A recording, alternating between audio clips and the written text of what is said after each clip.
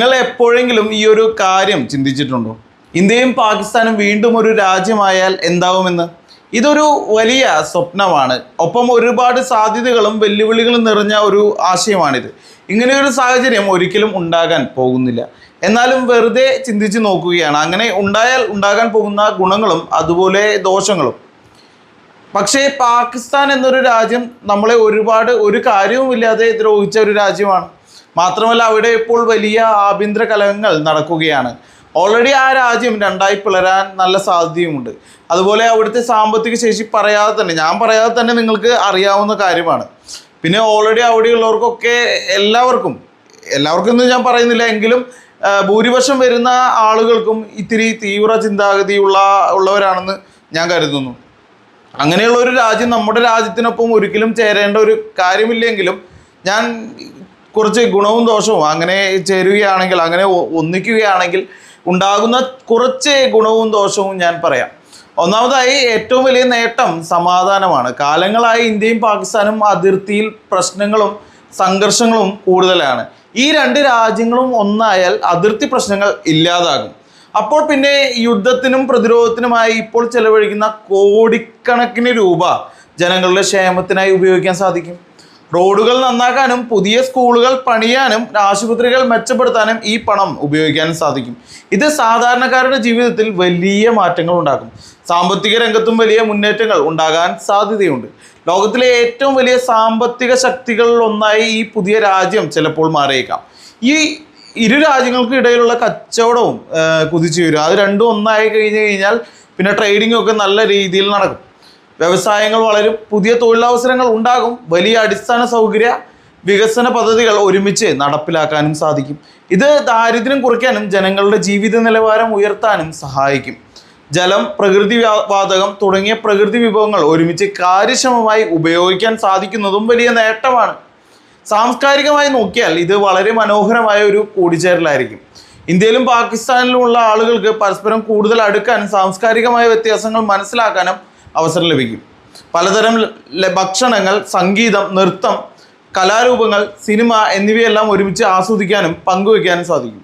ഇത് ഇരു ജനവിഭാഗങ്ങൾക്കിടയിലും സ്നേഹവും ഐക്യവും വളർത്താൻ സഹായിക്കുമെന്നാണ് എനിക്ക് തോന്നുന്നത്. ലോകവേദിയിൽ ഇത്രയും വലിയൊരു ജനസംഖ്യയും വിഭവങ്ങളുമുള്ള ഒരു രാജ്യം വലിയൊരു ശക്തിയായി മാറുകയും ചെയ്യും. അന്താരാഷ്ട്ര കാര്യങ്ങളിൽ കൂടുതൽ സ്വാധീനം ചെലുത്താനും തങ്ങളുടെ ശബ്ദം ഉറക്കെ കേൾപ്പിക്കാനും അവർക്ക് സാധിക്കും. എന്നാൽ ഈ ഒരുമിക്കൽ അത്ര എളുപ്പമല്ല. വലിയ വെല്ലുവിളികളും ഇതിന് പിന്നിലുണ്ടാകും.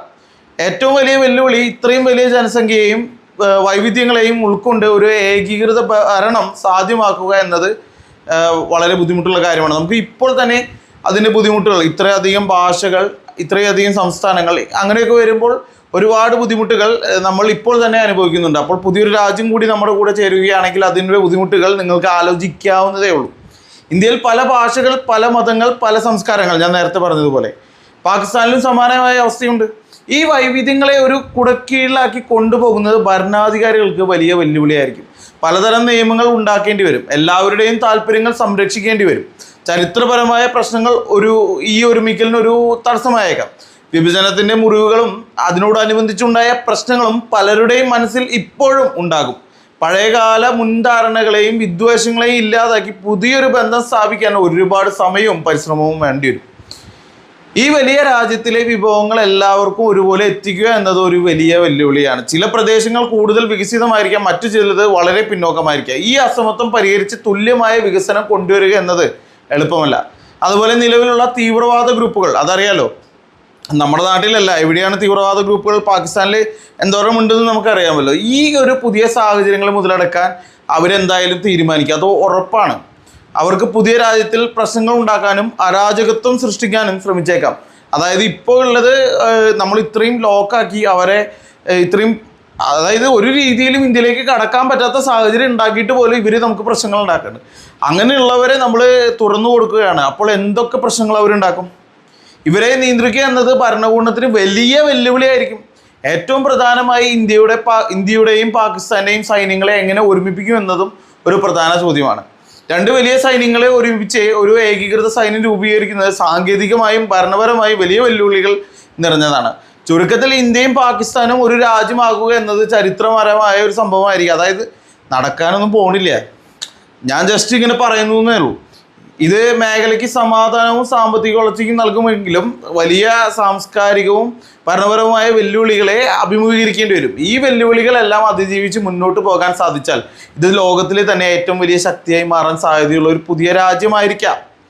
അങ്ങനെ ഉണ്ടാവുകയാണെങ്കിൽ ഇതൊന്നും ഒരിക്കലും നടക്കാൻ പോകുന്ന കാര്യമല്ല കേട്ടോ. ഞാൻ പറയുന്ന കാര്യങ്ങളൊന്നും നടക്കാൻ പോകുന്ന കാര്യമല്ല. ഞാനത് വെറുതെ ഒരു കൗതുകത്തിൻ്റെ പുറത്ത് പറയുന്ന കാര്യമാണ്. ഇന്ത്യയും പാകിസ്ഥാനും ഒന്നായാൽ എന്തായിരിക്കും, ഈ അഖണ്ഡ ഭാരതം എന്നുള്ളൊരു സംസാരങ്ങളൊക്കെ വരാറുണ്ടല്ലോ, അതുകൊണ്ട് പറയുന്ന ഒരു കാര്യമാണ്. അപ്പോൾ അത് വലിയ കാര്യമാക്കേണ്ട കാര്യമൊന്നുമല്ല. ഇത് ഒരിക്കലും നടക്കാൻ പോകുന്നില്ല. മാത്രമല്ല അതുപോലൊരു രാജ്യം, ഇപ്പോൾ നമ്മൾ ഈ ഒരു ഡാറ്റ എടുത്തിട്ടുള്ളത് ChatGPT അല്ലെങ്കിൽ ജെമിനയോ ഉദ്ദേശിച്ചിട്ടാണ്, അല്ലെങ്കിൽ ജെമിനയോ ഉപയോഗിച്ചിട്ടാണ്. അങ്ങനെ ഒരു സാഹചര്യത്തിൽ വരുമ്പോൾ അവരുടെ ഡാറ്റയാണ് ഞാൻ നിങ്ങളുടെ അടുത്ത് പറയുന്നത്. ഈ ഒരു കാര്യങ്ങളാണ് ഉണ്ടാകുന്നത് എന്നുള്ളൊരു ഡാറ്റയാണ് ഞാൻ പറയുന്നത്. ഈ ഒരു സാഹചര്യത്തിൽ നോക്കുമ്പോൾ ChatGPTയും ജെമിനി അല്ലല്ലോ ജീവിതത്തിലേക്ക് കാര്യങ്ങൾ വരുമ്പോൾ ഈ സംഭവങ്ങളൊന്നും നടക്കാൻ പോകില്ല. അതുമാത്രമല്ല, അതുപോലൊരു ഇത്രയും ഇന്ത്യക്ക് ബുദ്ധിമുട്ടുണ്ടാക്കുന്ന ഒരു രാജ്യം, അതും ചൈനയുടെ വാക്കൊക്കെ കേട്ട് നമുക്ക് ഇത്രയും പാരവയ്ക്കുന്ന ഒരു രാജ്യം വേറെ ഉണ്ടാവില്ല. ആ രാജ്യത്തിന് നമ്മൾ നമ്മുടെ കൂടെ നിർത്തുക എന്ന് പറയുന്നത് അത് വലിയൊരു വെല്ലുവിളി തന്നെയായിരിക്കും. വെല്ലുവിളിയല്ല, നമുക്ക് അതൊരിക്കലും പറ്റൂല, അതൊരിക്കലും നല്ല കാര്യമല്ല എന്നാണ് എനിക്ക് തോന്നുന്നത് യഥാർത്ഥത്തിൽ. എന്തായാലും ഇതിനെക്കുറിച്ചുള്ള നിങ്ങളുടെ അഭിപ്രായങ്ങൾ കമൻറ്റായി രേഖപ്പെടുത്തുക. Thank you.